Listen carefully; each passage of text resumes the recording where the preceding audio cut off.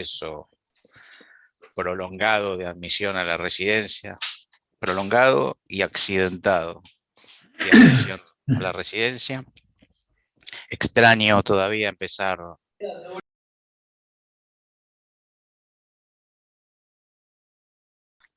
y también le damos la bienvenida y agradecemos la presencia a amigos de la casa, a Cocobain, a los neonatólogos, por supuesto, y a amigos de Bahía Blanca que se han conectado para escuchar la presentación. Mario. Bueno, muy buenos días. Gracias a los nuevos residentes. Fíjense la biblioteca que tengo atrás, que la he leído toda, y esto marca una diferencia sustancial entre mi persona y el resto de los que vayan a conocer en este año. Muerte médicamente asistida. No me incluyo. Para, te interrumpo, no me incluyo. La mía es más grande y también la leí toda. Es el tema que me estoy dedicando desde hace un año, pero siempre recuerdo que en 1986 me compré el primer libro sobre muerte, y hoy tengo una biblioteca que no debe ser menor de 20 a 25 libros. O sea que siempre tuve esta preocupación en la cabeza, y Visky me pidió, ¿puede darle alguna cosa perinatal? Sí, cómo no, pero empezamos ahora, digamos, primero con un enfoque general. Vamos a hablar de certezas, vamos a aprender hoy, no vamos a aprender nada. Lo que vamos a analizar son las dificultades de toda la problemática que implica la muerte médicamente asistida y de cómo razonan las bioéticas. Y presten atención al término bioéticas, no hay una sola, cada uno tiene la suya. Y cada uno fundamenta estas cosas un poco como puede, no sé si como debe, sino como puede. Y es bueno que nos preguntemos también sobre la ética de la muerte. Bueno, ya por lo pronto uno diría, no, pero no hay que matar, este es un... Perdónenme, estos son los árboles que largan estas cositas ahora en primavera. Uno podría preguntarse, o podría recordar que la obligación es la de no matar, pero sí, por ejemplo, en defensa propia. De ahí en más aparece toda una cantidad repito, de éticas sobre la muerte. Muerte médicamente asistida, suicidio, 1% de las muertes en este momento. Les cuento algo. El año pasado en Francia hubo 7.000 suicidios y 20.000 tentativas de suicidio. Esto da una cifra de 20 suicidios por día. ¿Qué hace la medicina? Nada. Una línea para el suicida y después tenemos psicólogos, psicopedagogas, psiquiatras, todo lo que se les ocurra, pero esto queda, digamos, prácticamente en la nada. Para mí habría que ayudarlos a morir. Para mí habría que ayudarlos a morir antes de que se mueran en el baño del piso 14, se tienen al mar con una piedra para que los lleve al fondo. Para mí habría que ayudar de otra manera. Lo que estamos haciendo no sirve para nada. Suicidio médicamente asistida, que es ayudarlo a alguien que ingiera una medicación letal. Les recomiendo a todos, siempre recomiendo ir a YouTube y ver los videos de Dignitas, de la clínica. Duran 3-4 minutos, no es más que esa la inversión. Y la eutanasia, que es inyección de sustancia letal. Pero, ¿qué? ¿Me interesan las definiciones? No me interesan las definiciones. Pero el suicidio es un acto autónomo, suicidio médicamente asistido es autonomía y consentimiento, eutanasia es autonomía y consentimiento. Claro. ¿Qué es lo que primero hace la bioética sistemáticamente en estos casos? O capaz que todos nosotros. ¿Es verdaderamente autónomo el que se está suicidando o pide por una medicación letal? ¿Es verdaderamente? Esta duda sobre la autonomía es un evento recurrente en temas complejos, La otra cosa es que, por supuesto, las veces que yo habré recibido, doctor, pero usted hizo el juramento hipocrático, ¿cómo se dedica a esto o a aquello otro? Miren, efectivamente Hipócrates dijo, nunca procuraré a nadie veneno mortal, aunque él me lo pidiera, ni aconsejaré, bla, bla, bla, bla. Pero quiero que lean un poco 460. Estamos a 2.600, 2.700 años de esta definición. Yo diría solamente una reflexión, las sociedades cambian. ¿Y por qué hablamos de este tema? Porque no nos morimos, sino que nos mueren. Y hay neonatólogos y muy prestigiosos que he invitado para que después me ayuden a reflexionar, suelen ser muy duros conmigo, no entienden que soy una persona muy sensible, pero no importa, yo voy a aceptar las críticas de ellos. Y efectivamente hoy te estás muriendo en muchas situaciones por un imperativo tecnológico o dentro de la escenografía de estas unidades de cuidados intensivos. El dolor es algo que tenemos sistemáticamente o muy frecuentemente en la muerte, pero no hay principio ético más fundamental que evitarlo. El dolor también tiene una significación religiosa, como que nos acerca a Dios. Y nosotros los obstetras debemos de recordar que la anestesia fue muy criticada, porque si a la madre le dolía el parto, y eso viene del parirás con dolor de la Biblia, el dolor mejoraba el amor que podía tener una madre hacia los niños. Pero claro, la fe es distinta para cada uno de nosotros y los cuidadores fueron muy importantes también para introducirme en este tema, en el sentido de que siendo muy joven, los residentes me decían, los residentes que participaban de la muerte de cáncer de mama, de cáncer de cuello, de cáncer de endometrio, me contaban que no era lo mismo que estuviera Rafael que Susana. Si Rafael era Opus Dei, la muerte era de una manera determinada, y si en cambio venía Susana, que no es que no tuviera alguna fe, pero era más laxa de alguna manera, la muerte era de otra. Ojo con quien te toca. Dos preguntas voy a hacerles a todos ustedes, que es, ¿el derecho a morir es un derecho humano? Cada uno tendrá su respuesta. Y dentro de los fines de la medicina, ¿está el ayudar a morir? Ustedes quisieran tener una ley seguramente, que es que sí, que sea un derecho humano y que eso está en el Palacio de los Derechos Humanos o en la Convención Internacional de los Derechos Humanos.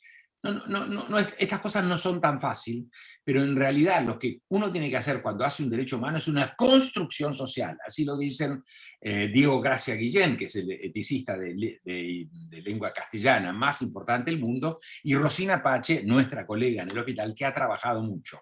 Construcción social, que es exactamente lo que estamos haciendo ahora en este momento en este atelier. ¿Y se encuentra dentro de los límites de la medicina el ayudar a morir? Bueno, simplemente les cuento que la British Medical Association pasó, digamos, a la oposición de la eutanasia. Y ahí dice, pasó de la oposición de la eutanasia, pero en realidad pasó a ser un neutral. Y uno podría decir, pero esto no es mucho, pasar de opositor a neutral. No. Es muy mucho, porque cambia el escenario notablemente. Hubo 149 votos a favor, 145 en contra. Esto fue hace unos días atrás, ¿eh? Y en una encuesta realizada a 30.000 médicos, o sea, sobre 30.000 médicos, el 40% pidió una modificación de la ley, 33% no, pero un 21% dice que opta por la neutralidad. El mismo artículo que muestra esto, piensan que muchos de los que tomaron la opción de neutralidad en realidad estarían en favor de la modificación de la ley. Inglaterra todavía hoy no tiene una ley que permita la eutanasia. Vamos al Hastings Center, que es el branch, digamos, ético de la Georgetown University, que es una universidad católica de los Estados Unidos, para que tengan una idea, es la Universidad de los Kennedy. Daniel Callahan dijo, luchar contra las enfermedades y conseguir que los pacientes mueran en paz. Por eso el Hastings Center lo que dice es prevenir las enfermedades, aliviar el dolor y los sufrimientos, atención y cuidado de los enfermos, evitar la muerte prematura, pero dice buscar la muerte tranquila. Y entonces les hago unas preguntas a ustedes, que es, ¿de quién es tu vida? Si es tuya o si es mía, o qué es de los legisladores, o es de los médicos, o es del Estado. Y en el caso de la vida perinatal, feto recién nacido, ¿es de la madre o ya perdió sus derechos de alguna manera? Y sobre el final de tu vida, ¿vos preferís decidirlo vos o que te lo decida un extraño? Decidís un extraño, ningún problema, pero ningún problema. Decidís que sea Dios, ningún problema. Él te dio la vida y vos dejá que te la quite, no hay ningún problema. Ahora, si eres soberano sobre tu vida, puedes dejarlo en manos de tu médico, de tu clérigo, de tu Dios, de tu superstición o de tu mayoría parlamentaria. Entonces está en tus manos y en tus decisiones. Pero si no sos soberano sobre tu vida, lo dejas en manos de otro médico, de otro clérigo, de otro Dios, de otra superstición o ateísmo o de otra mayoría parlamentaria. No está en tus manos y entonces no está en tus decisiones.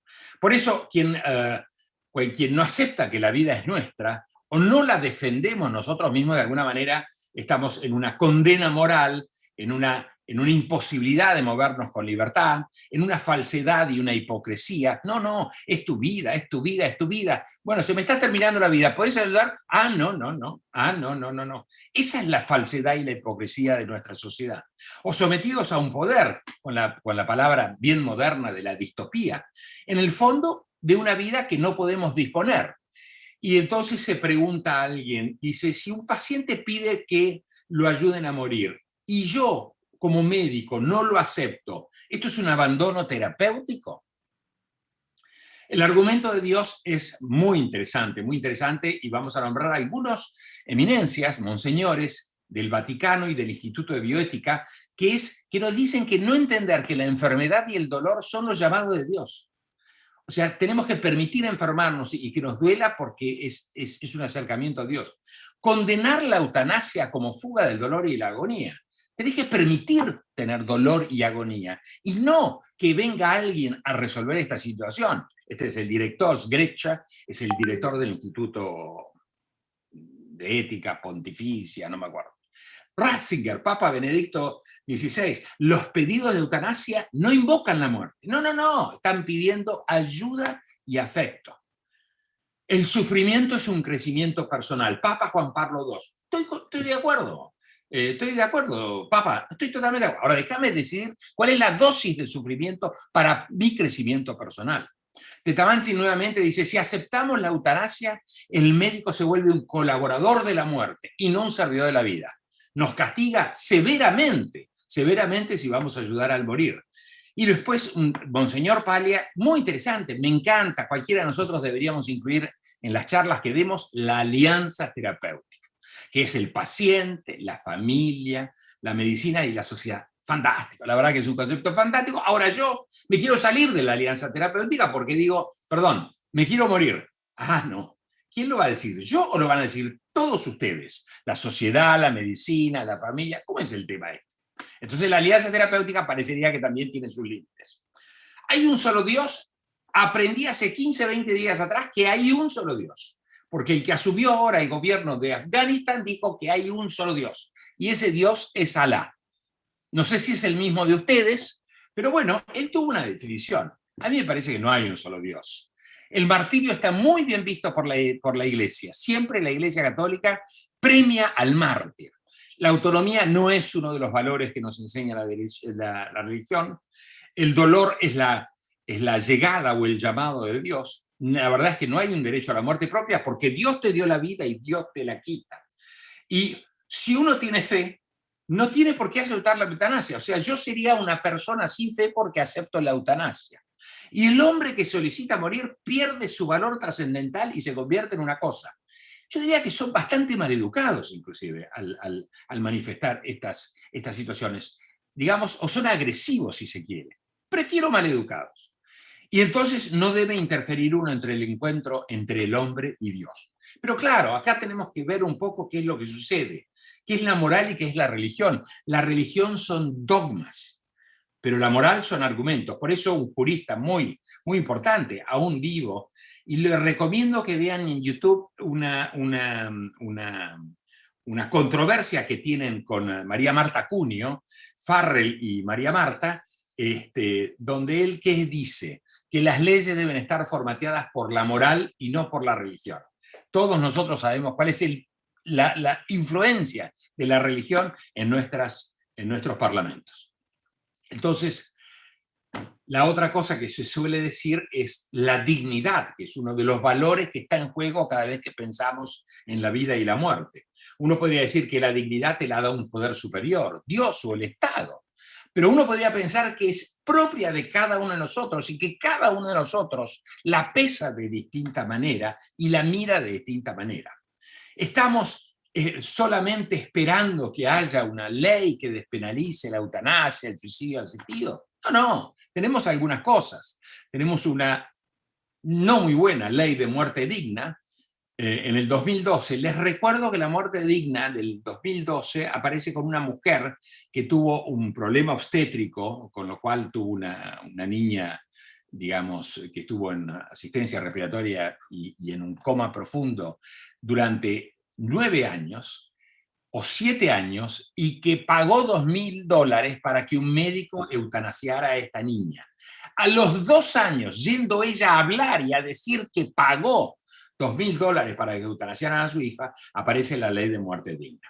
Rechazo de tratamiento, supongo que todos lo aceptamos de alguna manera, y es muy importante también el artículo 19, que es el único espacio privado que tiene nuestra Constitución Nacional, nuestra Carta Magna. Las acciones privadas de los hombres, que de ningún modo ofendan al orden y a la moral pública, ni perjudiquen a un tercero, están solo reservadas a Dios y exentas de la autoridad de los magistrados. Nunca ponemos en el tapete el artículo 19, que es nuestro único ámbito de privacidad. Quisiera que vean un poco lo que dice la doctora Susana Ciruzzi. El año pasado fue nombrada una de las mejores abogadas del mundo por una entidad de los Estados Unidos. Y ella dice que no haría falta una ley. ¿Por qué? Porque si hay una indicación médica con la decisión autónoma del paciente, indicación médica, decisión autónoma, ¿en qué está fundamentado? En un derecho constitucional a morir con dignidad. Efectivamente, hay un derecho constitucional. Entonces ella dice que habría una ausencia de antijuricidad en la conducta de eutanasia o suicidio asistido. Autonomía, indicación médica, derecho constitucional, no habría por qué tener una ley. Y ella lo fundamenta de esta manera y se vuelve muy en favor de que o se apure la legislación o que no nos hagamos los sonsos porque no hay una legislación. Existe una diferencia moral entre permitir que muera una persona no haciendo nada. Permito, no hago nada deliberadamente y en cambio la ayudo a morir tomando alguna medida. Claro, hay una diferencia que es moral y legal. Si yo no hago nada, te veo morir como un perro, pero no hago nada, me cruzo de brazos, no está penado por la ley. Sin embargo, me parece una conducta absolutamente inmoral.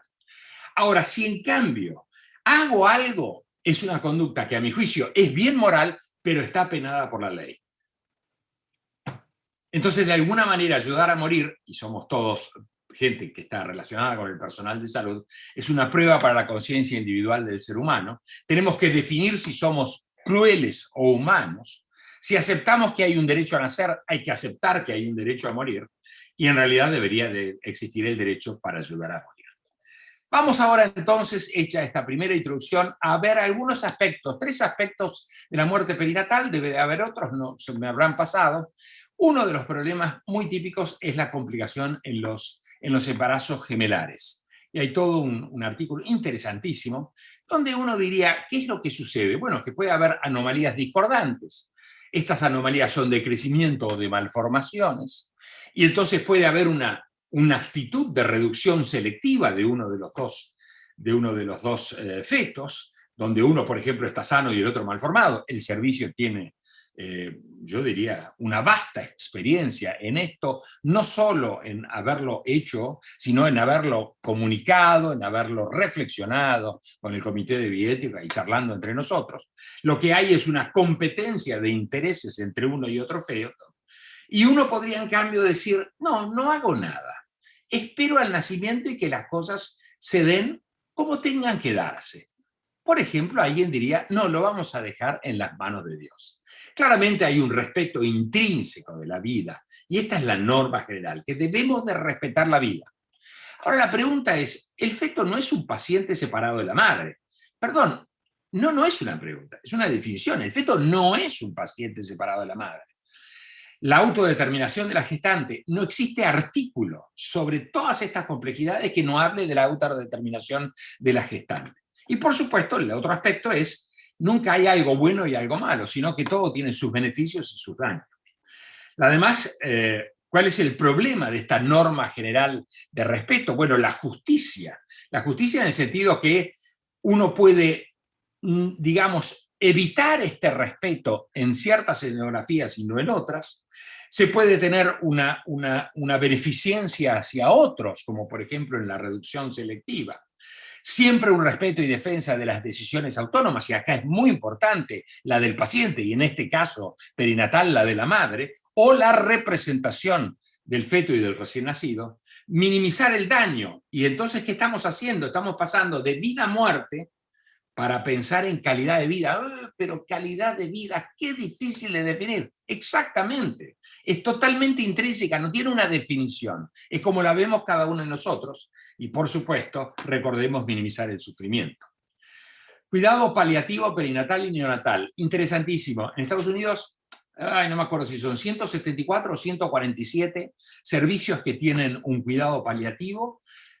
Y existen 17 documentos normativos sobre lo que es el cuidado perinatal, y acá qué es lo que dice: mirá, si vas a tener un bebito que va a morir, nosotros te acompañamos, te ayudamos, si vos no lo vas a interrumpir, nosotros vamos a tratar de darte lo mejor de lo mejor. Y estoy seguro que así es, porque de alguna manera, ¿qué hace cuidados paliativos? Manejo del síntoma y del dolor, información antes del nacimiento, cuidados del fin de la vida, derivación a un hospicio, resolución de conflictos y comunicación, y colaboración en el cuidado en situaciones complejas. Entonces me imagino una familia, me imagino neonatología y me imagino cuidados perinatales ayudando a resolver situaciones y quizás a explicar terminologías y cosas. Ahora, ¿cómo es el tema de cuidados paliativos y fin de la vida? Un campo de batalla. Es un campo de batalla, porque los paliativistas piensan, digamos, que ellos pueden resolver todas estas situaciones, pero claro, les cuento que hay 52 millones de personas que necesitan el cuidado paliativo en el día de hoy, y sin embargo solamente 12 millones tienen cuidados paliativos. No hablemos de nuestro país. Yo diría con afecto el innombrable Gonzalo Luis Mariani, que es nuestro colega, todavía no tuvo tiempo de tener una charla con nosotros, y que hace él, los mata de hambre y lo ve éticamente, la suspensión de nutrición clínicamente asistida en el recién nacido como una forma de adecuación del esfuerzo terapéutico. La directora de tesis es una hermana redencionista, María Marta Cunio, una rockera espectacular, de una simpatía espectacular. Bueno, algún día Mariani va a darnos esta charla, pero lo importante es qué es adecuación, y ahí me gustaría que él después me critique, ¿no? Un recién nacido con una severa alteración pulmonar, uno dice, bueno, ¿cuál va a ser la sobrevida de este niño? ¿En qué condiciones? ¿Tengo que adecuar o no el esfuerzo terapéutico? Un recién nacido muy prematuro, donde podemos tener un tratamiento fútil. Ahora vamos a ver qué es la palabra fútil. Cardiopatías complejas, cirugías más alteraciones cromosómicas. Entonces la pregunta es, ¿cuál es el grado de discapacidad aceptado para que aparezca el cardiocirujano o el neurocirujano? O una amenaza de parto inmaduro. ¿Cuán prematuro debe ser un recién nacido para evitar el soporte vital? Para evitarlo. Futilidades, tenemos la manera nosotros de ayudarlo, hay una acción y una actividad para lograr el objetivo. Pero pasa el tiempo y vemos que no hay ninguna certeza de que la acción vaya a lograr el objetivo. Entonces, de alguna manera, esto es algo que tenemos que tenerlo siempre en cuenta para esta adecuación del esfuerzo. Las palabras y el peso y el valor, suspensión del tratamiento de soporte vital, cuidados paliativos, medidas de terminación de la vida, terminación activa de la vida, infanticidio o neonaticidio, aborto tardío y eutanasia neonatal. ¿Qué hacemos? Una u otra. Son usadas a menudo indiferentemente, aunque tienen significados diferentes para profesionales, para los pacientes y para los familiares. Manejar esta terminología y saberla llevar a hacerle un delivery a padres que estén en una situación muy compleja no es nada sencillo. Vamos a otro tema que me pareció interesantísimo, que es la embarazada con muerte cerebral, y yo diría, no es lo mismo si estamos muy pretérmino, cercano a la viabilidad, o si es un prematuro ya más grande, ¿no? Con gran capacidad de sobrevida. Se estima que el 3% de las muertes entre 15 y 45 años son por una muerte cerebral. Y uno diría, "Pero me parece mucho". No, es que hay muy pocas muertes entre 15 y 45 años, por eso que haya una muerte cerebral en una embarazada no es un evento, digamos, en este lote infrecuente. ¿Qué se busca? El nacimiento de un recién nacido sano. Bueno, me parece bien, pero a ver. Donación de órganos, muy interesante empezar a esgrimir esta posibilidad. La muerte puede ser traumática o no traumática, traumática porque me di el palo llevando el Rappi o el pedido ya, o no traumática por algunas otras situaciones. En términos generales, la asistencia respiratoria mecánica dura entre 2 y 107 días, una media de 38 días de asistencia respiratoria mecánica en una muerte, ¿eh? En una muerte estamos hablando. 50% de los nacimientos de las 28 semanas, pero la edad promedio es de 29 semanas. Estamos hablando de que vamos a tener un hijo con 2 meses, 3 meses de neonatología y sin madre en el futuro.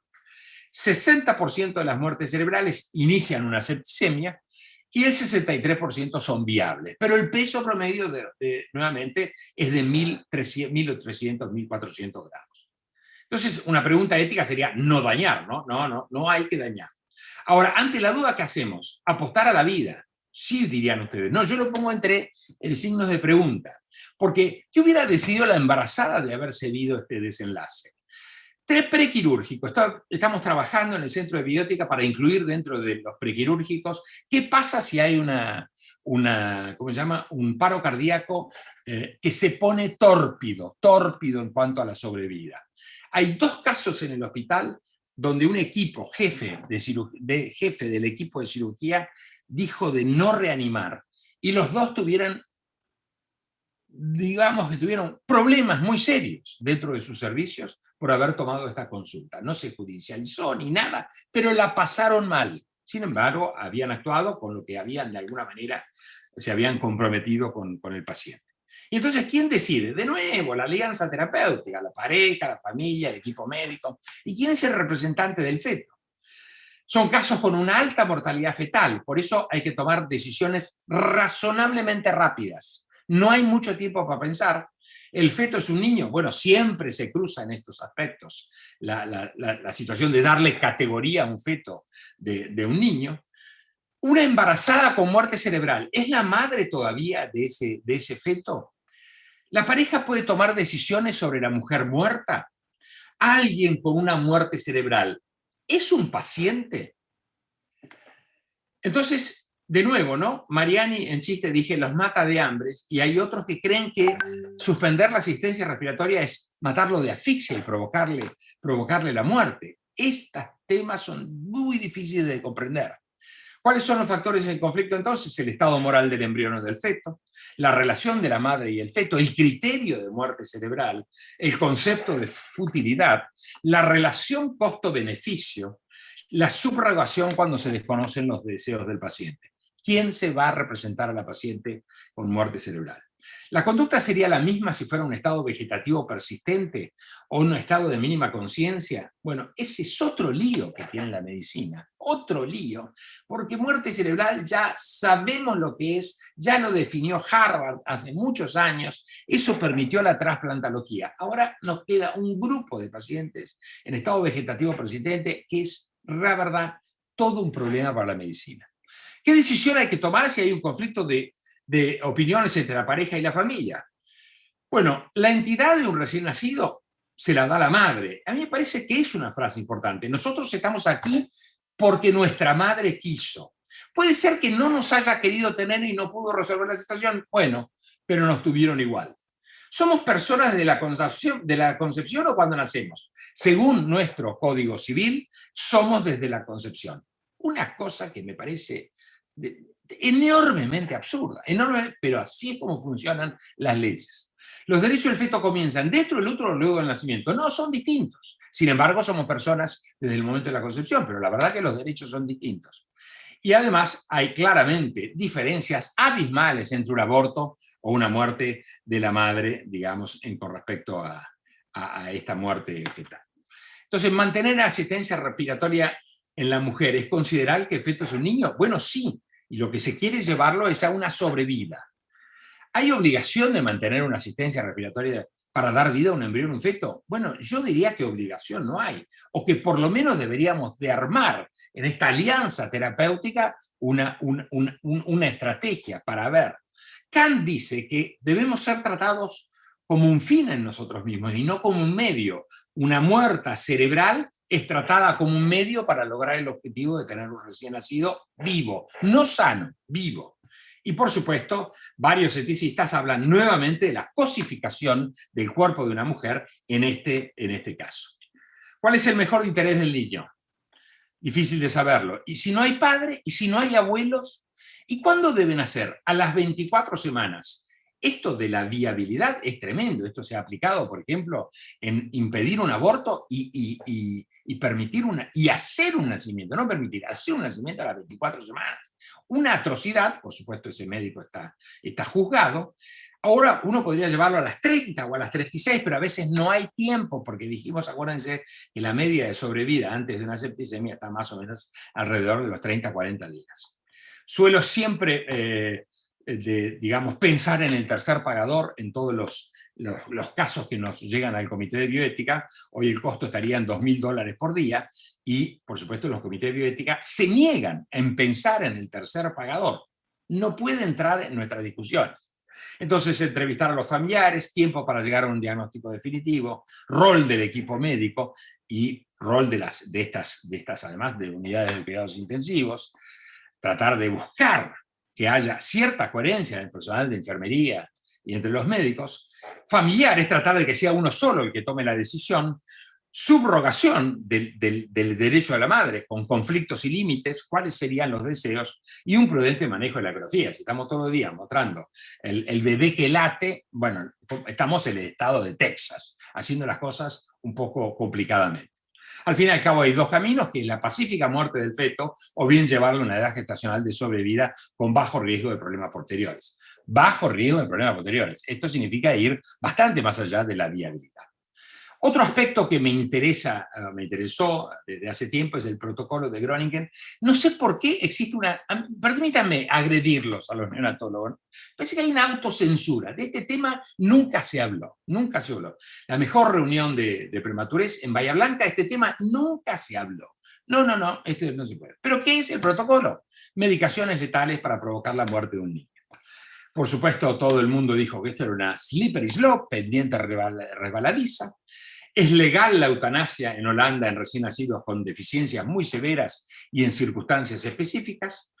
No siempre se deben utilizar todas las opciones de tratamiento en recién nacidos y en los niños enfermos, pero esto claramente es distinto para cada médico y sería razonable dejar morir a los niños que tengan un pronóstico de vida indigno. Bueno, de nuevo, ¿quién define la indignidad? Bueno, esta discusión es compleja.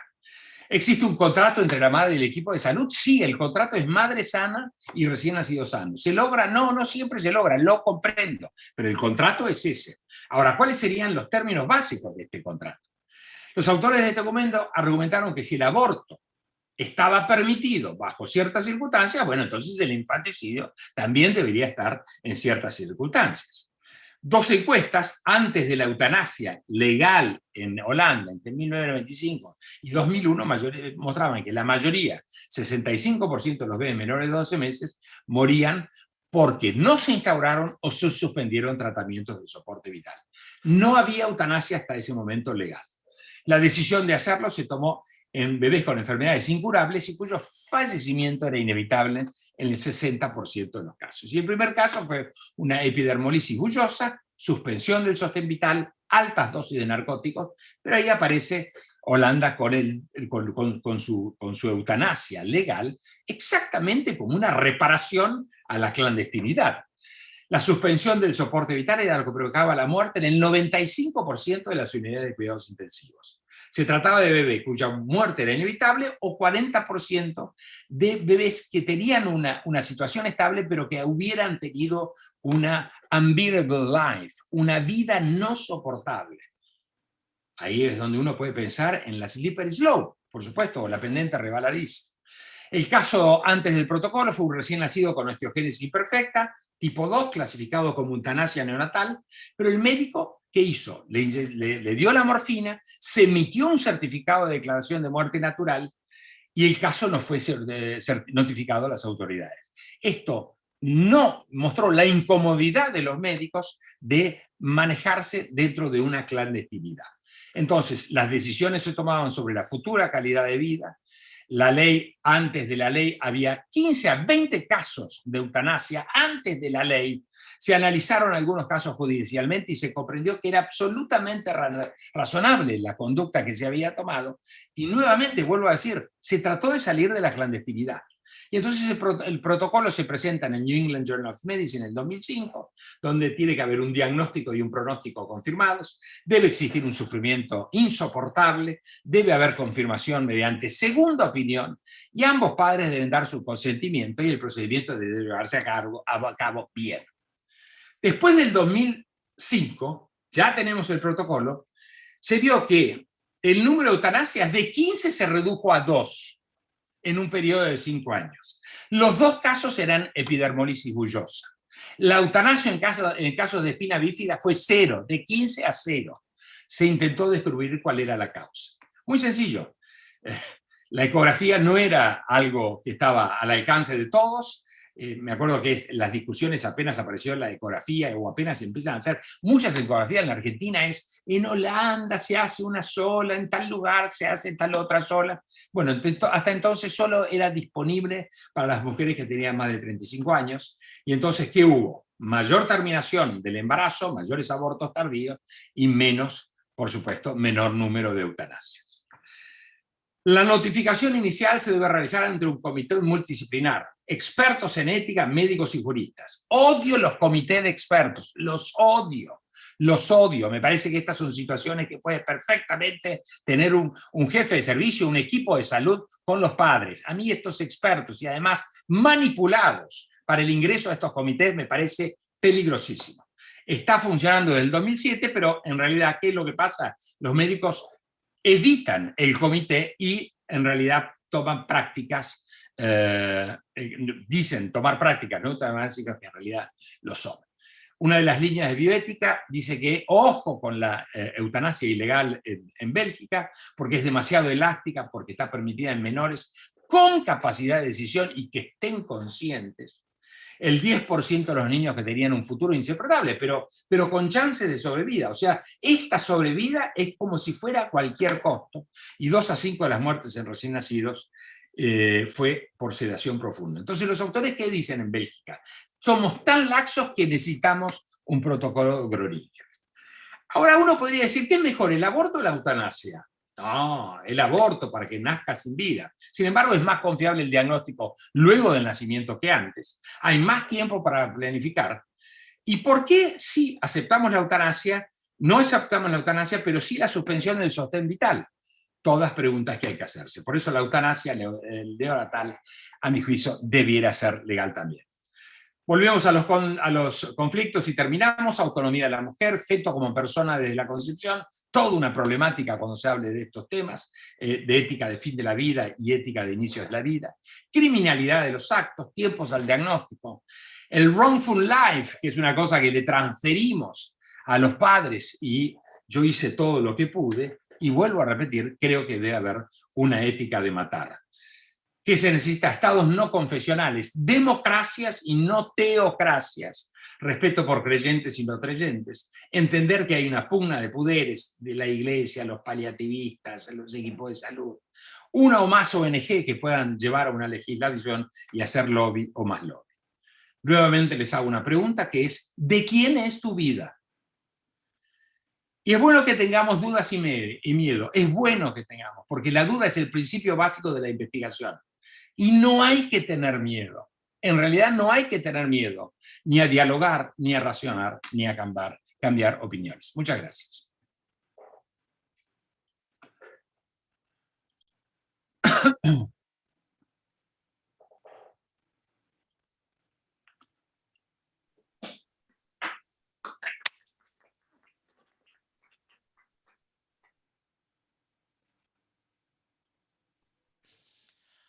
Bueno, ¿alguien quiere hacer algún comentario? A mí me surgieron algunas cosas que básicamente me muchos de los temas que tocaste me movilizaron las neuronas. Sin embargo, me dejas poco convencido de muchas cosas. Digamos, estamos en una sociedad o en una época donde parece todo girar sobre la autonomía, pero intentamos socializar la decisión autónoma de morirse, y le echamos las cargas y las culpas a los sistemas organizados por la sociedad humana de si esto no funciona como nosotros queremos. Está bueno el argumento versus la religión, pero desde la racionalidad no me convenciste nada. ¿Por qué tiene que haber una ética de matar, teniendo en cuenta la historia de la humanidad hasta el día de la fecha? Mencionaste muchas veces las cosas indigna, insoportable. ¿Para quién? Puede ser para la persona autónoma, pero no es un problema también de la burguesía y de la progresía, esta cosa de la insoportabilidad y de la indignidad, y no estamos resolviendo nuestros propios problemas y no los problemas de la gente, entre otras cosas. Podría, todas esas son dudas y me parecen absolutamente razonables. De cualquier manera, en vez de resolver cada una de esta manera con la que estamos, yo lo que diría es tratar de tener una legislación que permite ayudar al morir, donde cada uno pueda acceder a esa opción, y no que me esté bloqueado por una mayoría parlamentaria, por un gobierno, por una religión que le esté bloqueado a todos, y todos tengamos que estar en esta situación o que tengamos actitudes clandestinas. Las dudas son absolutamente válidas. Lo que yo creo es que si tengo un espacio, digamos, como ayudar a morir, y esto lo tengo legislado, me parece que se van a suavizar muchísimo más estas cosas. Y por supuesto, está bien, pero yo creo que, déjame que te contraargumente. Me parece que son dos cosas distintas. Una es, primero estamos hablando de la ley, que es otra construcción humana. Y una cosa es penalizar al que se suicida y enterrarlo al revés en el cementerio, por ejemplo, ¿no? Ese es un tema. Y otra cosa es si los sistemas sociales organizados tienen algún tipo de rol en tu deseo y tu voluntad de morirte. ¿Sí? Entonces, porque ahí tercerizamos las culpas, son indignos, son malos, toman decisiones arbitrarias, no me dejan hacer lo que a mí se me da la gana. No parece que las sociedades funcionen desde la manera de que yo hago lo que se me da la gana en todas circunstancias, y ahí te tomo lo de los pagadores. Somos seres culturales y sociales, entonces los pagadores en esta también pueden decir tranquilamente: ¿por qué yo te voy a financiar la muerte? No, decido no financiar la muerte y financio tal otra cosa. Y en última instancia hacen un análisis de decisión y me sale más barato o más caro financiar la muerte, y dejo de financiarle otras cosas a otra gente. Entonces, no son fulanos que están fuera del sistema, son participantes importantes en todas las decisiones de salud, se llame Estado o se llame obra social, prepaga o como quiera llamarlo. ¿Por qué? Porque el peso que gasto en esto, dejo de gastarlo en otras cosas, y después también todos tenemos que estar convencidos de que financiamos lo correcto. ¿Por qué? Porque en estas cosas usualmente lo que no hay es debate social, no se debate en las sociedades estas cosas. Algunas sociedades han avanzado en algunos aspectos, pero siempre son estas cositas de círculos iluminados que le quieren imponer su visión a los demás. Pero bueno, yo repito, no es que me movilizan mucho estas cosas, pero no me parece tan claro, no me parece que lo tengamos tan claro en términos de andamiaje intelectual, de cómo yo no diría justificar, cómo interviene el sistema de salud en estas cosas, qué es digno, qué no es indigno, si querés morirte, bueno, yo estoy de acuerdo, si querés morirte, morite, y si querés matarte, matate, pero no sé cuál es el rol de los terceros en este asunto. Que no es lo mismo que, de nuevo, no es lo mismo que penalizar. Una cosa es penalizarlo en el derecho y otra cosa es nosotros como institución de la humanidad, de la sociedad y de la cultura, participar a ultranza en los deseos de otros.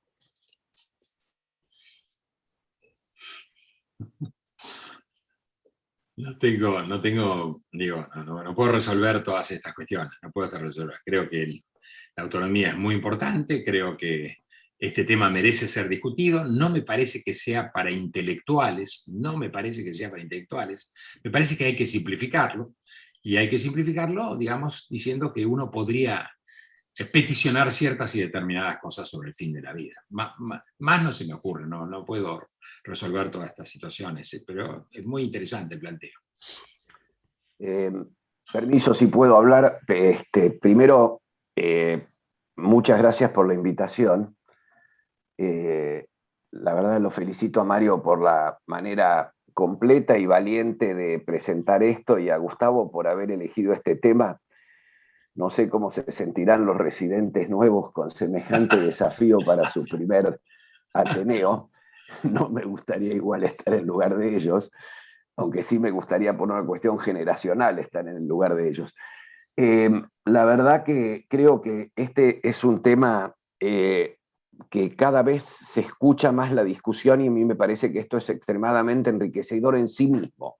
El solo traerlo y discutirlo me parece que nos enriquece. Históricamente, hace más de 25 años, 20, 25 años, ya ni me acuerdo, tuve la suerte de discutir algunos de estos temas con una persona muy querida para muchos de ustedes en el Hospital Italiano, que fue el padre Brown, al que consultamos en alguna situación cuando yo estaba en el Sanatorio Güemes sobre un tema vinculado con esto, y sorprendido porque el padre Brown era un padre católico y esto era una reunión en un grupo de gente frente a una situación límite. El padre Brown me miró seriamente cuando yo discutía lo que tenía que hacer, si cómo seguir o no seguir.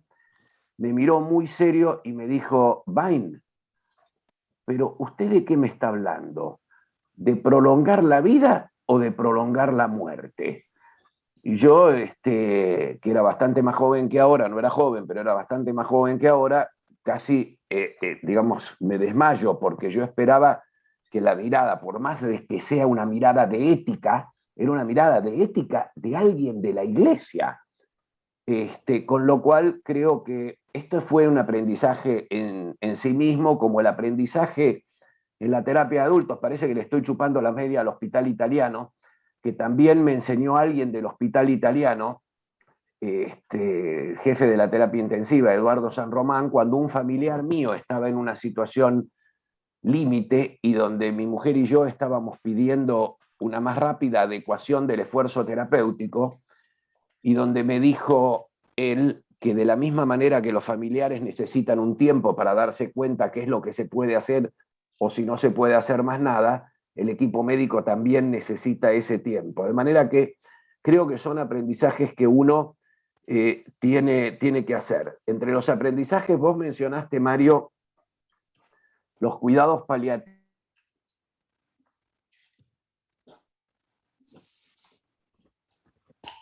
¿Se cortó? Se le cortó, sí. Coco. Se frizó. Bueno, algún otro y hasta que vuelva Coco. Buen día a todos, ¿cómo están? Y bienvenidos los y las residentes nuevas. Primero, bueno, Gustavo, muchas gracias por la invitación, por supuesto, y por organizar este Ateneo de un tema que nos convoca y que nos interesa tanto. Y Mario, también muchísimas gracias por tu presentación. Lo que pasa es que esto da para un taller de una jornada entera. Mario, tocaste tantos temas que cada uno da para una hora de reflexión y de idas y vueltas y de argumentos y, como decía Gustavo, contraargumentos. La verdad que lo rico de esto me parece es que cómo nos moviliza y cómo nos hace pensar y nos cuestionamos y nos invita a buscar otras respuestas. Así que bueno, muchísimo. Yo quería tomar, bueno, primero tomo, por supuesto, recojo el guante y es verdad que estoy en deuda con una presentación acá local de lo que fue la tesis de maestría, así que bueno, sí, por supuesto que la haremos. No, tocaste mucho el tema de la autonomía. El tema de la autonomía me parece, por supuesto, clave en todo lo que fue el desarrollo de la bioética, pero también es cierto que la autonomía ha sido revisada, ¿no? Sobre todo por la ética feminista, y hoy día se habla de autonomía relacional, y la autonomía, de hecho, vos nombraste a Diego Gracia. Diego Gracia, cuando habla de los principios clásicos de la bioética, habla de dos principios de primer orden, que son la justicia y la no maleficencia, y la autonomía y la beneficencia lo pone como en segundo orden, ¿verdad? Así que también me parece que es un tema enorme, y llevado a lo perinatal, ¿de qué autonomía estamos hablando? Porque mucha gente habla de autonomía parental, lo cual no existe. Nadie puede ser autónomo por otro, ni siquiera los padres. Entonces es autoridad parental. ¿Y hasta dónde esa autoridad debe ser respetada? ¿Hasta cuándo está realmente defendiendo el mejor interés del recién nacido, del feto? Es decir, qué sé yo, se abren 10.000 caminos digamos, de reflexiones, así que bueno, sí. Y lo último, también hablaste de lo legal y lo moral. Cuando yo estaba hablando con Dominic Wilkinson, que es un eticista, un neonatólogo brillante, y le contaba un poco de lo que estaba desarrollando en la tesis, lo primero que me dijo él, ¿pero eso es legal en Argentina? O sea, que tampoco se puede separar, porque uno puede avanzar en la reflexión, pero después cuando va a la práctica, si no es legal, podemos tener problemas serios. Afortunadamente, lo que yo planteaba es legal en Argentina, la eutanasia todavía no. Gracias, Mario. No, gracias. Coco, te tenemos de nuevo. No, está bien, simplemente quería completar diciendo que te agradezco, ¿no, Gustavo, que me dejes completar esto?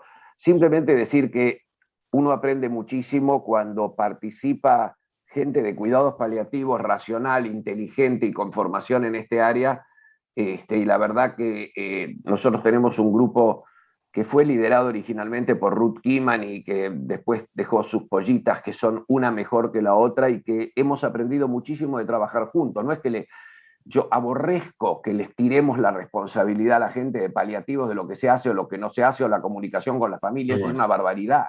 Somos nosotros los que tenemos que seguir esto, pero que nos acompañan y muy bien y nos ayudan muchas veces en la comunicación entre nosotros mismos, de manera que es un área que a mí me gusta, digamos, incorporar. Y lo último que quiero decir, Mario, vos presentaste qué es lo fútil, y lo difícil en nuestra área, para mí, es que lo fútil cambia todos los días. Ha cambiado muchísimo. Lo que era fútil hace, no sé, no mucho, 5, 7 años, a lo mejor hoy con otras técnicas de manejo médico, no es más fútil. La cirugía cardiovascular, mencionaste, Dios mío, yo era un escéptico absoluto hace no muchos años y no puedo dejar de reconocer que veo crecer chicos que yo no hubiera asistido hace unos cuantos años. De manera que eso hace muchísimo más difícil nuestras cosas. Y lo otro, lo último que menciono es, con Gonzalo estamos coordinando un estudio muy grande en toda Argentina, donde participan 100 maternidades aproximadamente, públicas y privadas, donde queremos averiguar la verdad de cómo fallecen los chicos, porque hay mucha mentira. La historia clínica no refleja cómo fallecieron los chicos, y hay encuestas que son respondidas, y son buenas las encuestas, pero son respondidas por lo que a lo mejor la jefa o el jefe de servicio quiere que ocurra o sería mejor que ocurra, pero no sabemos lo que ocurre. Y lo que estamos investigando con Gonzalo y un buen equipo es qué es lo que ocurre de verdad, haciendo una entrevista a las personas que estuvieron presentes en el momento del fallecimiento de cada chico, cada recién nacido en la Argentina, y nos estamos encontrando con sorpresas. Por ahí Gonzalo quiere comentar, porque lo va a presentar en el simposio que hacemos dentro de unos días, pero a lo mejor quiere comentar por qué estamos un poco sorprendidos, porque vos, Mario, presentaste cuántos pacientes fallecen porque se decide adecuar el esfuerzo terapéutico en las terapias intensivas, y Gonzalo les puede comentar qué es lo que estamos viendo en más o menos el 50% de todo el estudio que ya tenemos analizado. Sí, 2 minutos, gracias, Coco. Es muy interesante porque, como vos bien mostrabas, Mario, en general en los países industrializados, en muchos países de Europa, en muchos lugares de Estados Unidos, en Australia, el porcentaje de recién nacidos que fallece luego de un proceso de toma de decisiones, de adecuación de cuidados, es bastante alto, es bastante alto. Es de 65 a 85, 90%. Nosotros no sabemos qué pasa en Argentina, como dice Coco, lo que sabemos es a través de encuestas o de opiniones. Y en este estudio que entran, digamos, representantes de todas las provincias, más de 100 unidades de todo el país, hicimos un corte a mitad de camino para recalcular el tamaño de la muestra, porque no sabíamos dónde estábamos, y un 33% solamente de los fallecidos en Argentina, recién nacidos, son como consecuencia de una adecuación de cuidados. Y cuando uno ve a los que fallecen en las unidades de cuidado intensivo neonatales, ese porcentaje es aún menor, porque esto es el global que incluye lo de sala de parto y UCIN. En UCIN 29%. Y lo que es también interesante es que el motivo que lleva a la adecuación, que puede ser, como vos dijiste, un compromiso de la vida, es decir, muerte inevitable o muerte inminente, o compromiso de la calidad de vida. Bueno, el 77% es por riesgo de muerte inminente o muerte inevitable, y solo un 23% se produce en adecuación por compromiso severo de la calidad de vida. Esa es la realidad hoy día. Por supuesto, son datos preliminares, pero me parece que son muy interesantes, y después vamos a ver cuáles son los cuidados particularmente que se ofrecen a esos bebés en ese momento de fin de vida, que es un fin de vida al comienzo de la vida, ¿no? Suena bien paradójico, pero es lo que nos toca vivir a los neonatólogos, ¿no? Súper interesante. Ansiosos esperamos resultados. Le pasamos la palabra a Natalia para cerrar, que hay que arrancar el día. Muchas gracias. Un minuto. Solamente les quería mencionar que para mí es sumamente importante desromantizar la idea de que la vida hay que sostenerla a cualquier precio, y que considerar que los sujetos, me surgía esto cuando lo escuchaba Mario, ¿no? Que los sujetos decidiendo por sí mismos o como padres decidiendo lo que sienten que es mejor para sus hijos, no siempre quieren que permanezca con vida. Entienden muchas veces que lo que ellos consideran lo mejor para sus hijos difiere del sostenimiento de la vida. Y por supuesto aclarar que me parece magistral la idea de que el uso adecuado de las palabras es donde hay que hacer el foco en este punto, porque hace la diferencia claramente a la posibilidad de elaboración de un duelo saludable, con todo lo que eso implica para la salud psíquica y sexual o reproductiva de la familia luego. Muchas gracias. Natalia Novaro es una destacada psicóloga perinatal de Bahía Blanca, o de la zona de Bahía Blanca, así que gracias por estar, Nati. Bueno, les agradecemos a todos su presencia, un Ateneo muy enriquecedor, y esperemos que se repita en breve. Igual, de todos modos, están siempre invitados a participar de nuestros Ateneos, por supuesto. Un saludo para todos. Muchas gracias. Muchas gracias, Gustavo. Gracias. Recordings